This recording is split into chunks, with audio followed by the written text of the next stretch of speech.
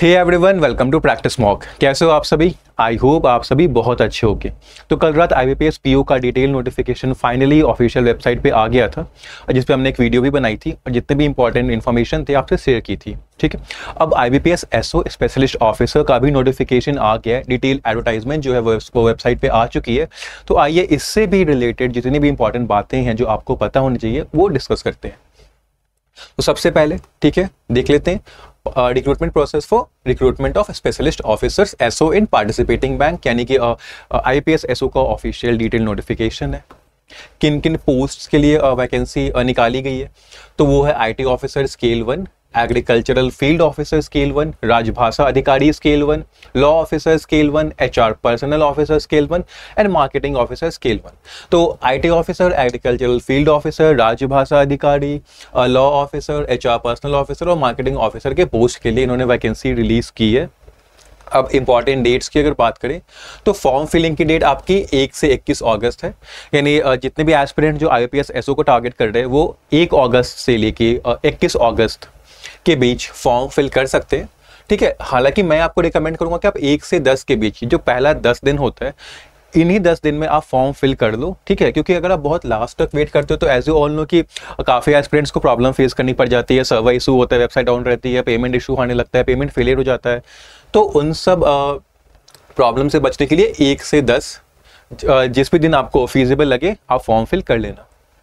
जो आपका pre exam है IBPS SO का वो नवंबर में होगा, जो आपका मेंस एग्जाम है वो दिसंबर में होगा और इंटरव्यू है वो आपका फरवरी मार्च में होगा। ठीक है, और आपका प्रोविजनल अलॉटमेंट अप्रैल में हो जाएगा नेक्स्ट ईयर। ठीक है, तो डेट्स एक बार फिर से देख लेते हैं।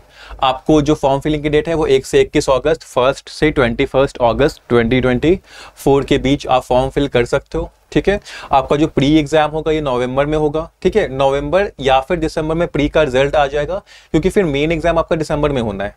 ठीक है, फिर मेन एग्जाम का जो रिजल्ट है वो जनवरी फरवरी में आएगा, इंटरव्यू आपका फरवरी मार्च में हो जाएगा और जो प्रोविजनल अलॉटमेंट है वो आपकी अप्रैल में हो जाएगी। अब और नीचे आते हैं, जितनी भी इंपॉर्टेंट इंफॉर्मेशन है इससे रिलेटेड वो सब डिस्कस कर लेते हैं। सबसे पहले हाँ, पार्टिसिपेटिंग बैंक्स कौन कौन से, तो बैंक ऑफ बड़ौदा है, बैंक ऑफ इंडिया है, बैंक ऑफ महाराष्ट्र है, कैनरा बैंक है, सेंट्रल बैंक ऑफ इंडिया है, इंडियन बैंक है, इंडियन ओवरसीज बैंक है, पंजाब नेशनल बैंक है, पंजाब एंड सिंध बैंक है, UCO bank and union bank. तो ये सारे बैंक्स पार्टिसिपेटिंग बैंक्स है। ठीक है, अब एलिजिबिलिटी क्राइटेरिया की अगर बात करें तो चूंकि ये स्पेशलिस्ट का पोस्ट है तो एजुकेशन क्वालिफिकेशन हर पोस्ट के लिए डिफरेंट होगी, बट जैसे नेशनैलिटी का जो क्राइटेरिया है वो सेम होता है जैसे बाकी ही के सारे एग्जाम्स में होता है, सेम है। You should be a citizen of India या subject of Nepal, subject of Bhutan, a Tibetan refugee और person of Indian origin who has migrated from Pakistan, Burma, Sri Lanka, east African countries of Kenya, Uganda, United Republic of Tanzania, Zambia, Malawi, Zaire, Ethiopia and Vietnam. तो अगर आप इनमें से किसी categories में हो तो आप एलिजिबल हो, फॉर्म फिल कर सकते हो। एज की अगर बात करें तो 20 to 30 ईयर्स की एज लिमिट रखी गई है। मिनिमम का 20 ईयर्स है, आप 20 साल के होने चाहिए। मैक्सिमम 30 ईयर्स, आप 30 साल के मैक्सिमम होने चाहिए। तो अगर आप 20 to 30 ईयर्स के बीच लाई करते हो तो आप फॉर्म फिल कर सकते हो। फिर उन्होंने यहाँ पे डेट्स भी मेंशन कर रखा है, जैसे अगर आपका बर्थ डेट 2 अगस्त 1994 से पहले का है तो आप एलिजिबल नहीं हो।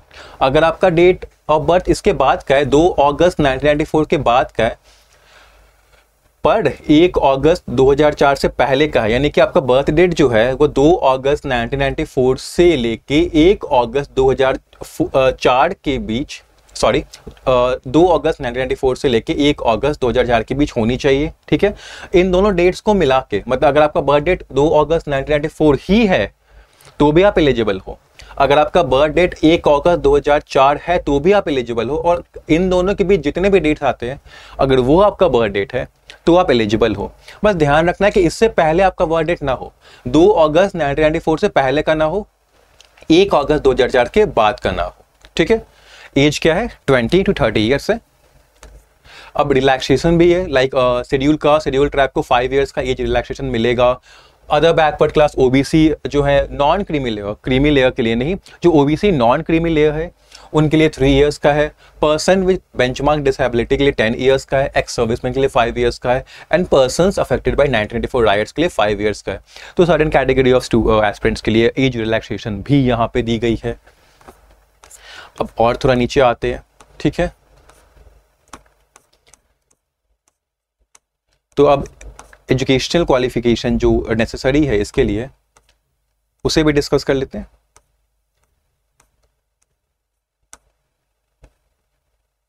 हाँ, ये रहा। अब जैसा कि मैंने कहा था कि चूंकि ये स्पेशलिस्ट पोस्ट्स हैं, तो हर पोस्ट के लिए एजुकेशनल क्वालिफिकेशन अलग अलग होगी, ठीक है। अब देख सकते हो पहला जो पोस्ट है आईटी ऑफिसर स्केल 1, जिसकी एज लिमिट 20 to 30 ईयर्स है, उसके लिए आपके पास क्या होना चाहिए? आपके पास 4 year engineering technology degree computer science में, कंप्यूटर एप्लीकेशंस में, इंफॉर्मेशन टेक्नोलॉजी में, इलेक्ट्रॉनिक्स में, electronics communications, electronics and communication में, इलेक्ट्रॉनिक्स एंड टेलीकम्युनिकेशन में, या इलेक्ट्रॉनिक एंड इंस्ट्रूमेंटेशन में आपके पास एक 4 ईयर की डिग्री होनी चाहिए, ठीक है। इंजीनियरिंग की या टेक्नोलॉजी की, अगर आपने इंजीनियरिंग कर रखी है इन सारे स्पेशलाइजेशन में, जैसे कंप्यूटर साइंस में कर रखा है, कंप्यूटर एप्लीकेशन में कर रखा है, आईटी में कर रखा है, information technology, electronics and telecommunication में कर रखा है, इलेक्ट्रॉनिक्स में कर रखा है, इलेक्ट्रॉनिक्स एंड कम्युनिकेशन में कर रखा है, या इलेक्ट्रॉनिक्स एंड इंस्ट्रूमेंटेशन में कर रखा है, तो आप आईटी ऑफिसर स्केल 1 के लिए फॉर्म फिल कर सकते हो। या फिर अगर आपके पास पोस्ट ग्रेजुएट डिग्री है इलेक्ट्रॉनिक्स की, इलेक्ट्रॉनिक्स एंड टेलीकम्युनिकेशन की, इलेक्ट्रॉनिक्स एंड कम्युनिकेशन की, इलेक्ट्रॉनिक्स एंड इंस्ट्रूमेंटेशन की, कंप्यूटर साइंस की, इंफॉर्मेशन टेक्नोलॉजी की या कंप्यूटर एप्लीकेशन की, वो कैंडिडेट्स भी फॉर्म फिल कर सकते हैं आईटी ऑफिसर स्केल 1 का। या फिर अगर आपके पास आप ग्रेजुएट हो और आपने DOE B लेवल पास कर रखा है, तो भी आप एलिजिबल हो। अगर एग्रीकल्चरल फील्ड ऑफिसर स्केल 1 की बात करें, एज लिमिट 20 to 30 ईयर्स इसमें भी है। इसमें आपके पास 4 ईयर डिग्री होनी चाहिए ग्रेजुएशन में एग्रीकल्चर में, या फिर हॉर्टिकल्चर में, एनिमल हस्बेंड्री में, या फिर वेटनरी साइंस में, डेयरी साइंस में, फिशरी साइंस में, पिसिकल्चर में, agri marketing, corporation banking, agro forestry, agricultural biotechnology, BTech biotechnology, food science, agriculture business management, food technology, dairy technology, agricultural engineering, sericulture या फिर fisheries engineering. अगर इनमें से आप में जितने भी स्पेशलाइजेशन है, फील्ड है, इनमें से किसी में भी आपके पास अगर 4 ईयर डिग्री है ग्रेजुएशन की, तो आप एग्रीकल्चरल फील्ड ऑफिसर के लिए स्केल 1 के लिए फॉर्म फिल कर सकते हो। जो राजभाषा अधिकारी स्केल 1 है, एज लिमिट आपकी 20-30 ईयर्स है। इसमें आपको क्या चाहिए? इसमें आपको चाहिए पोस्ट ग्रेजुएट डिग्री हिंदी में with English as a subject, यानी आपकी पोस्ट ग्रेजुएट डिग्री हिंदी में होनी चाहिए और आपने इंग्लिश एज अ सब्जेक्ट पढ़ा हो, ठीक है, ग्रेजुएशन लेवल पे। या फिर पोस्ट ग्रेजुएट डिग्री आपके पास संस्कृत में होनी चाहिए, और इंग्लिश और हिंदी आपने सब्जेक्ट्स में पढ़ा हो ग्रेजुएशन लेवल पे, तो आप राजभाषा अधिकारी के लिए एलिजिबल होंगे।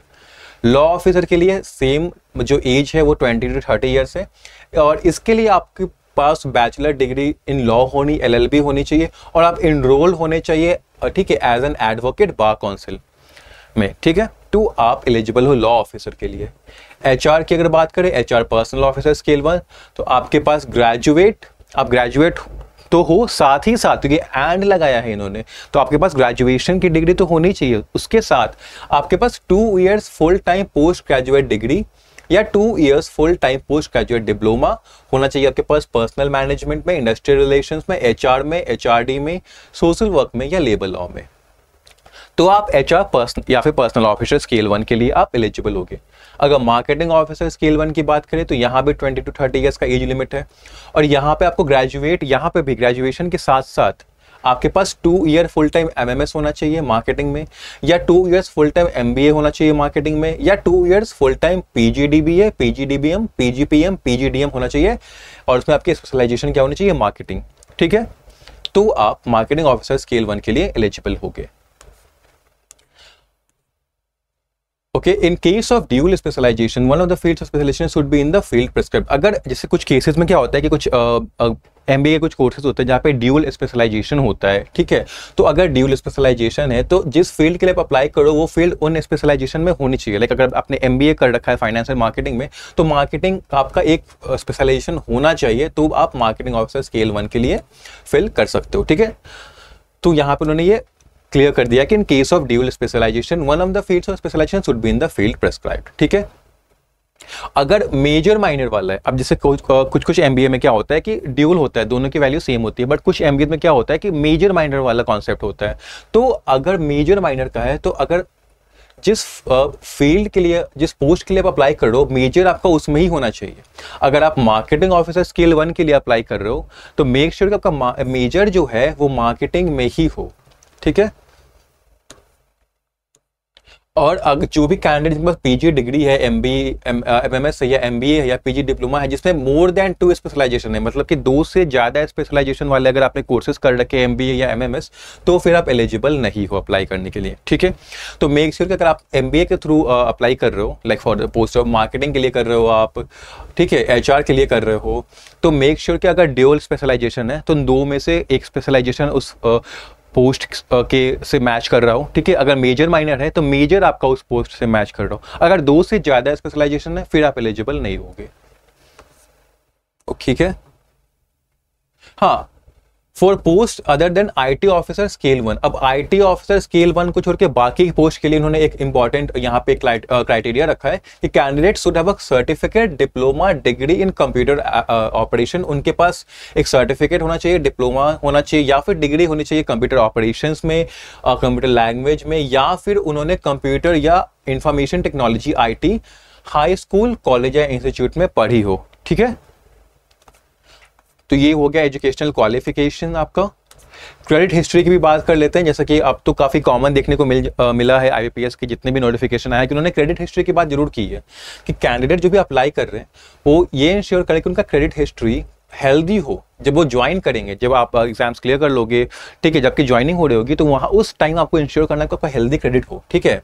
जिनका सिविल अच्छा नहीं है, जिनका सिविल स्टेटस अपडेट नहीं हुआ है, ठीक है, उनको या तो अपना सिबिल स्टेटस अपडेट कराना है या फिर अगर उन्होंने कोई लोन ले रखा है, ठीक है, और ड्यूज है तो आपको एनओसी अपने लेंडर से लेना है, ठीक है। अब जिन कैंडिडेट्स का कोई बैंक अकाउंट नहीं है, ठीक है, उनको जरूरत नहीं है सिबिल स्टेटस दिखाने की, ठीक है। सिबिल स्टेटस कोई रिक्विजिट नहीं है, रिक्वायर्ड नहीं है, बट जिनका है उनको हेल्दी रखना है अपना सिबिल स्टेटस, ठीक है। एंड इन केस अगर नहीं है तो एनओसी ले लेना है लेंडर से। उसके बाद application fee SC ST PWBD candidates के लिए 175 है, बाकी सभी के लिए 850 है। अब स्ट्रक्चर देखते हैं एग्जाम का पैटर्न क्या होने वाला है, ठीक है। तो जो प्री एग्जाम है लॉ ऑफिसर और राजभाषा अधिकारी के लिए, यानी जो लॉ ऑफिसर के लिए पोस्ट के लिए अप्लाई करेंगे या राजभाषा अधिकारी के पोस्ट के लिए अप्लाई करेंगे तो उनका जो प्री होगा उसमें इंग्लिश लैंग्वेज पूछा जाएगा, ठीक है। 50 क्वेश्चन होंगे इंग्लिश से, 25 मार्क्स का होगा, 40 मिनट्स मिलेंगे। रीजनिंग के 50 क्वेश्चन होंगे, 50 मार्क्स का होगा, 40 मिनट्स मिलेंगे। और जनरल अवेयरनेस होगा with special reference to banking industry, मतलब जनरल अवेयरनेस तो जीए के क्वेश्चन पूछे जाएंगे जिनमें ज्यादा क्वेश्चंस बैंकिंग इंडस्ट्री से आने के चांसेस हैं। यहाँ पे 50 क्वेश्चन होंगे 50 मार्क्स के और इसके लिए आपको 40 मिनट्स मिलेगा, ठीक है। तो टोटल आपका कितना हो गया, 150 क्वेश्चन हो गए, 125 मार्क्स टोटल हो गया और आपका 2 घंटा मिलेगा इस प्री के पेपर को सॉल्व करने के लिए, ठीक है। इसमें इंग्लिश को छोड़ के बाकी दोनों सेक्शन इंग्लिश और हिंदी दोनों में ही आपको मिलेंगे, इंग्लिश सिर्फ इंग्लिश में मिलेगा। फिर अगर IT officer, agriculture field officer, HR personal officer, अगर मार्केटिंग ऑफिसर की बात करें तो इनका जो प्री एग्जाम होगा इनमें इंग्लिश लैंग्वेज होगा, 50 क्वेश्चन 25 मार्क्स के, 40 मिनट्स मिलेगा। रीजनिंग होगा 50 क्वेश्चन 50 मार्क्स का, 40 मिनट्स मिलेगा। और क्वांटिटेटिव एप्टीट्यूड क्वांट्स मैथ्स होगा 50 क्वेश्चन 50 मार्क्स का, इसके लिए आपको 40 मिनट्स मिलेगा। यहाँ भी टोटल 150 क्वेश्चन हो रहे हैं 125 मार्क्स के, 2 घंटा का टाइम मिल रहा है आपको, ठीक है। इसमें भी जो रीजनिंग और क्वांट्स है, ठीक है, वो आपके इंग्लिश और हिंदी दोनों में होंगे, इंग्लिश आपका सिर्फ इंग्लिश में होगा। अब मेंस एग्जाम की बात करें तो law officer, IT officer, agriculture field officer, HR personal officer और मार्केटिंग ऑफिसर, इनका जो मेंस एग्जाम होगा, ठीक है, उनमें प्रोफेशनल नॉलेज को टेस्ट किया जाएगा। 60 क्वेश्चन होंगे प्रोफेशनल नॉलेज के, मतलब जिस भी पोस्ट के लिए आप अप्लाई करो, जिस स्पेशलाइजेशन के लिए आप अप्लाई करो उस स्पेशलाइजेशन से रिलेटेड क्वेश्चंस होंगे जो आपसे पूछे जाएंगे। 60 क्वेश्चन होंगे 60 मार्क्स के, इंग्लिश और हिंदी दोनों में ही होंगे और इसके लिए आपको 45 मिनट्स मिलेगा। अगर आप राजभाषा अधिकारी के लिए एक पोस्ट के लिए अप्लाई कर रहे हो तो आपका प्रोफेशनल नॉलेज ऑब्जेक्टिव होगा, ठीक है, और प्रोफेशनल नॉलेज डिस्क्रिप्टिव होगा। यहाँ पे आपके ऑब्जेक्टिव और डिस्क्रिप्टिव दोनों ही पूछे जाएंगे, जिसमें आप ऑब्जेक्टिव में 45 क्वेश्चन होंगे, ठीक है, डिस्क्रिप्टिव में आपका 2 क्वेश्चन होगा। टोटल मार्क्स आपका 60 होगा, ठीक है। ऑब्जेक्टिव वाला सेक्शन करने के लिए आपको 30 मिनट्स मिलेंगे, डिस्क्रिप्टिव वाला करने के लिए 30 मिनट्स मिलेंगे और दोनों ही आप इंग्लिश और हिंदी दो किसी में मीडियम में दे सकते हो, ठीक है। उसके बाद और अगर देखें कुछ और है अगर इंपॉर्टेंट हाँ, पेनल्टी है यहाँ पे रॉन्ग आंसर्स के लिए। एक और देख लेते, कुछ और हमने छोड़ दिया क्या, एक बार देख लेता हूँ। एनी चेंज स्ट्रक्चर, ठीक है, ओके, और देख ले प्लीज नोट, ठीक है।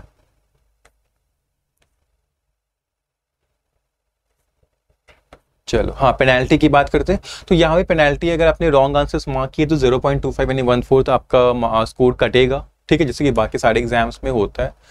उसके बाद मेन एग्जाम में जो आपका स्कोर होगा, जितना आप स्कोर करोगे मेन एग्जाम में, उसके बेसिस पे आपको शॉर्टलिस्ट किया जाएगा इंटरव्यू के लिए। और मेन एग्जाम में ही आपका स्कोर बहुत ज़्यादा मैटर करेगा जब फाइनल मेरिट बनेगा, यानी मेन एग्जाम काफ़ी इंपॉर्टेंट होने वाला है IAPS SO में, ठीक है। उसके बाद इंटरव्यू है, ठीक है, और इंटरव्यू के बाद आपका प्रोविजनल अलॉटमेंट हो जाता है। उसके बाद अगर और कुछ देखें, कुछ इन्होंने मेंशन किया है ऐसा कुछ जो इम्पोर्टेंट है हमारे लिए, एक बार देख लेते हैं।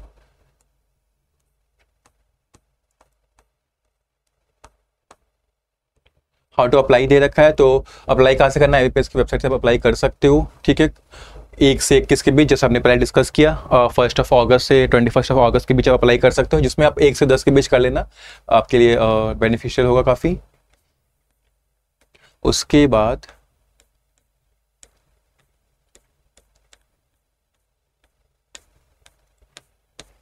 और तो जितना भी इम्पोर्टेंट था वो हमने डिस्कस कर लिया है, ठीक है। अब आते हैं हम वैकेंसीज पे, ठीक है। तो एग्रीकल्चरल फील्ड ऑफिसर स्केल 1 की वैकेंसी की बात करें तो टोटल वैकेंसी कितनी है, टोटल आपका 346 है। अब ये 346 इंक्रीज होने के भी चांसेस है, क्योंकि बहुत सारे बैंक्स ने रिपोर्ट नहीं किया, जैसे बैंक ऑफ बड़ौदा है, बैंक ऑफ महाराष्ट्र है, सेंट्रल बैंक ऑफ इंडिया है, इंडियन बैंक, इन्होंने रिपोर्ट नहीं किया है अभी, ठीक है, कुछ बैंक्स ने रिपोर्ट किया है। अगर HR officer scale 1, personal officer scale 1 की बात करें तो यहाँ पे जो टोटल पोस्ट है वो 25 है। ये भी इंक्रीज होंगे क्योंकि बहुत सारे बैंक्स का आप देख सकते हो कि उन्होंने रिपोर्ट ही नहीं किया है, ठीक है। उसके बाद IT ऑफिसर के टोटल पोस्ट कितने, 170 है, ठीक है, यहाँ भी बहुत सारे बैंक्स हैं जिन्होंने रिपोर्ट नहीं किया है। और लॉ ऑफिसर की टोटल पोस्ट कितने हैं, तो ये है 125, ठीक है, यहाँ भी बहुत सारे ने रिपोर्ट नहीं किया है। मार्केटिंग ऑफिसर के लिए 205 है टोटल, और राजभाषा अधिकारी के लिए जो टोटल पोस्ट है वो आपके 25। अब इन सारे पोस्ट की इंक्रीज होने के चांसेस बहुत ज़्यादा, क्योंकि बहुत सारे बैंक्स ने आपने देखा कि बहुत सारे बैंक्स का NR आया हुआ है, इन्होंने वैकेंसी रिपोर्ट की ही नहीं है। जब वो वैकेंसीज अपनी रिलीज कर देंगे तो पोस्ट की टोटल वैकेंसी भी इंक्रीज हो जाएगी, ठीक है। तो ये तो नोटिफिकेशन से रिलेटेड जितने भी इंफॉर्मेशन थे वो हमने डिस्कस कर लिए, ठीक है। डेट्स कर लिया, एलिजिबिलिटी कर ली, एज कर लिया, एजुकेशन क्वालिफिकेशन कर लिया, और वैकेंसीज भी हमने कर ली, ठीक है। अब जितने भी एस्पिरेंट्स हैं जो IAPS SO या फिर IBPS PO टारगेट कर रहे, प्रिपेयर कर रहे, ठीक है, और चाहते हैं कि उनकी प्रिपरेशन और अच्छी तरह से हो, उनकी प्रिपरेशन को एक नेक्स्ट लेवल बूस्ट मिले, और उनको क्वालिटी क्वेश्चन और अच्छे लेवल के क्वेश्चन और प्रैक्टिस करें, तो उन सभी के लिए मैं बता दूं कि अभी प्रैक्टिस मॉक के मंथ एंड ऑफर चल रहा है, ठीक है। कूपन कोड लगाना है आपको जुलाई, और आपको 30% डिस्काउंट मिल जाएगा, ठीक है। अब ये मंथ एंड ऑफर है, मतलब ये ऑफर हो सकता है कुछ दिन तक ही रहे, ठीक है। तो अभी जब तक ये ऑफर लाइव है, आप कूपन कोड लगाओ जुलाई, और आपको कुछ भी अगर परचेज करना है, मॉक टेस्ट हो गया, PDF कोर्सेज हो गए, और आपको वीडियो कोर्स करना है, ठीक है, आप परचेज कर सकते हो। मैं आपको दिखा देता हूँ एक बार, ठीक है। हम जाएंगे तो आप देख सकते हो जितने भी मेजर एग्जाम्स है, बीट SBI PO है, IAPS क्लर्क है, IAPS PO, देखो IAPS PO 2024 का भी मॉक टेस्ट अवेलेबल है, प्रीलिम्स का, मेंस का, सेक्शनल भी है, ठीक है। उसके बाद अगर हम SO की बात करें तो IAPS SO के भी मॉक्स हमारे पास अवेलेबल हैं, ठीक है। प्रीलिम्स का मॉक टेस्ट अवेलेबल है, और मेंस का भी अवेलेबल है, ठीक है। और बीट IAPS PO हो, IAPS SO हो, जो पहला मॉक टेस्ट है वो फ्री है, ठीक है। अगर आप जाते हो PO दे रहे हो या फिर आप SO दे रहे हो, ठीक है। तो आपका जो पहला मॉक टेस्ट होगा ये फ्री होगा, तो इस फ्री मॉक टेस्ट को तो आप जरूर अटेम्प्ट करो, ठीक है, क्योंकि फ्री मॉक टेस्ट को काफ़ी सारे कैंडिडेट्स अटेम्प्ट करते हैं। तो जब आप अटेम्प्ट करोगे और अपना स्कोर, अपना रैंक यहाँ पे देखोगे तो आपको एक आइडिया मिल जाएगा कि अभी आपकी स्टैंडिंग कहाँ है, अभी आप कहाँ पे लाइक कर रहे हो कॉम्पिटिशन में, कितना मेहनत करना है, कौन कौन से एरियाज हैं जो आपको इंप्रूव करने हैं, कहाँ पे कौन से आपके वीक एरियाज है, कहाँ कौन से आपके स्ट्रॉन्ग एरियाज है जहाँ पे आपको टाइम कम कर, आप क्वेश्चन तो सही हो रहे हैं बट आप टाइम ज़्यादा ले रहे हो, तो टाइम कम करनी है। जो वीक एरियाज है वहाँ पे कॉन्सेप्ट स्ट्रॉन्ग करने हैं, क्वेश्चंस प्रैक्टिस करनी है, ठीक है। तो ये फ्री मॉक दे के आप ये सारा चीज़ एनालाइज करो, उसके बाद आप मॉक टेस्ट दे सकते हो, ठीक है, सेक्शनल मॉक दे सकते हो। अगर आपको पता लगता है कि कोई पर्टिकुलर सेक्शन है, इंग्लिश है, क्वांट्स है, रीजनिंग है, कोई एक सेक्शन जो आपका थोड़ा वीक जा रहा है, जिसमें क्वेश्चन आपको करने में प्रॉब्लम हो रही है, टाइम लग रहा है, तो आप सेक्शनल मॉक से और पूरे फुल लेंथ मॉक से वो अपने वहाँ पे इंप्रूव कर सकते हो, ठीक है। अगर आपको क्वेश्चंस चाहिए, अच्छे लेवल के क्वेश्चंस आपको चाहिए, तो आप कंप्लीट बैंकिंग PDF कोर्स पे जा सकते हो, ठीक है। इसमें क्या है, इसमें हमने जैसे देख लो यहाँ पे क्वांट प्रीलिम्स है, तो क्वांट्स, रीजनिंग, ठीक है, उसके बाद इंग्लिश, GA, कंप्यूटर नॉलेज और हिंदी भी है। तो हमने यहाँ पे क्या किया, सेक्शन वाइज डिवाइड कर रखा है और पर सेक्शन में भी टॉपिक वाइज आपको PDF मिल जाएगी। जैसे क्वांट प्रीलिम्स हो गया जिसमें नंबर सिस्टम है, परसेंटेज आप देख सकते हो, एजेस है, एवरेजेस है, प्रॉफिट लॉस है, जो जितने भी इंपॉर्टेंट चैप्टर्स है, टॉपिक्स है जिससे क्वेश्चन आते हैं, टाइम एंड वर्क हो गया, प्रोबेबिलिटी हो गया, परम्यूटेशन कॉम्बिनेशन हो गया, उन सब पे आपको हंड्रेड्स ऑफ क्वेश्चंस मिल जाएंगे, यानी क्वालिटी क्वेश्चंस मिलेंगे, क्वालिटी भी है, क्वांटिटी भी है, जिससे आप काफ़ी प्रैक्टिस कर सकते हो। क्योंकि जितने क्वेश्चंस आप प्रैक्टिस करोगे उतने ही आपका कॉन्फिडेंस बढ़ेगा, उतनी आपकी स्किल बढ़ेगी, एक्यूरेसी बढ़ेगी, ठीक है। तो आप अल्टीमेटली एग्जाम में भी कॉन्फिडेंट फील करोगे और क्वेश्चंस अच्छी तरह से करके आओगे। सिमिलरली रीजनिंग में देखें तो रीजनिंग में भी आपके पजल्स है, सिटिंग अरेंजमेंट है, कोडिंग डिकोडिंग है, सिलोगिज्म है और डायरेक्शन सेंस वाले क्वेश्चंस भी है, सबकी PDF है। अगर इंग्लिश प्रीलिम्स की बात करें तो यहाँ पे भी सब्जेक्ट वाइज है, पैराजम्बल्स आपका हो गया, ग्रामर बेस्ड क्वेश्चन हो गया, वोकैब है, कंटेक्चुअल यूजेस है, आपका सेंटेंस कंप्लीशन है, रीडिंग कॉम्प्रिहेंशन भी है यहाँ पे 2 पार्ट्स में, ठीक है। अब ये सिर्फ प्रीलिम्स के लिए नहीं है, मेंस के लिए भी हमारे पास है। क्वांट्स मेंस में आप जाओगे, ठीक है, तो मेंस में भी आपको टॉपिक वाइज मिल जाएगा। रीजनिंग मेंस से भी आपको देख सकते हो, मेंस लेवल पजल है, डेटा सफिशिएंसी है, क्रिटिकल रीजनिंग है। सिमिलरली इंग्लिश का भी मेंस है, तो आपको इंग्लिश लेवल क्वेश्चन ग्रामर पे मिलेंगे, पैरा कंप्लीशन मिलेगा, रीडिंग कॉम्प्रिहेंशन आपको मेंस लेवल मिलेंगे, ठीक है। तो मेंस का भी हमारे पास है पूरा इस PDF में। GA है आपका, जिसमें आपको मंथ वाइज GA के क्वेश्चंस मिल जाएंगे करने को, कंप्यूटर नॉलेज भी है, कंप्यूटर का भी क्वेश्चन है, ठीक है। तो ये एक पूरा एक कंप्रिहेंसिव PDF है जिससे आप अपने हर एक टॉपिक को, हर एक सेक्शन को स्ट्रॉन्ग कर सकते हो, इंप्रूव कर सकते हो, जिससे अल्टीमेटली आपको एग्जाम में बहुत बेनिफिट मिलेगा। अगर आपको कोई कॉन्सेप्ट क्लियर करना है, ठीक है, तो उसके लिए बैंकिंग वीडियो कोर्स भी है, ठीक है। आपने क्वेश्चन किया, आपको पता लगा कि कुछ कॉन्सेप्ट है जो आपके क्लियर नहीं है, कुछ को फिर से समझना है, तो यहाँ पे आप वीडियो कोर्स के थ्रू उन कॉन्सेप्ट्स को समझ सकते हो। यहाँ पे आपको रीजनिंग का मिल जाएगा टॉपिक वाइज, इंग्लिश का टॉपिक वाइज मिल जाएगा, क्वांट का आपको टॉपिक वाइज मिल जाएगा, ठीक है। करंट अफेयर्स है, GA, स्टैटिक है, कंप्यूटर है। तो अगर आपको कॉन्सेप्ट्स क्लियर करने हैं तो आप हमारा वीडियो कोर्स भी देख सकते हो, ठीक है। और अगर फिर से आते हैं इस पे मॉक टेस्ट पे, तो जो पहला मॉक जो फ्री है वो तो आप जरूर ही अटेम्प्ट करो, ठीक है। और बाकी मॉक टेस्ट पे या फिर जितने भी वीडियो कोर्स हैं, PDF कोर्स है, सब पे अभी 30% डिस्काउंट चल रहा है, मंथ एंड ऑफर चल रहा है। हो सके डिस्काउंट बहुत ज़्यादा देर तक ना रहे, अभी अवेलेबल है। कूपन कोड लगाओ जुलाई और डिस्काउंट अवेल करो और अपनी प्रैक्टिस अच्छी तरह से स्टार्ट करो, ठीक है।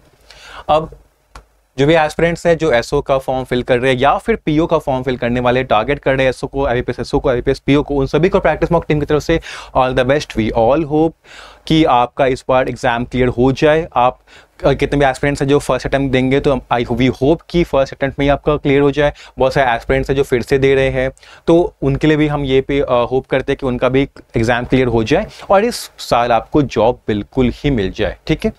तो ऐसे ही बैंकिंग से रिलेटेड, बैंकिंग एग्जाम से रिलेटेड जितने भी नोटिफिकेशन है, अपडेट्स है, उनके लिए हमारे चैनल को जरूर सब्सक्राइब करें, ठीक है। एक बार फिर से all the best and thank you.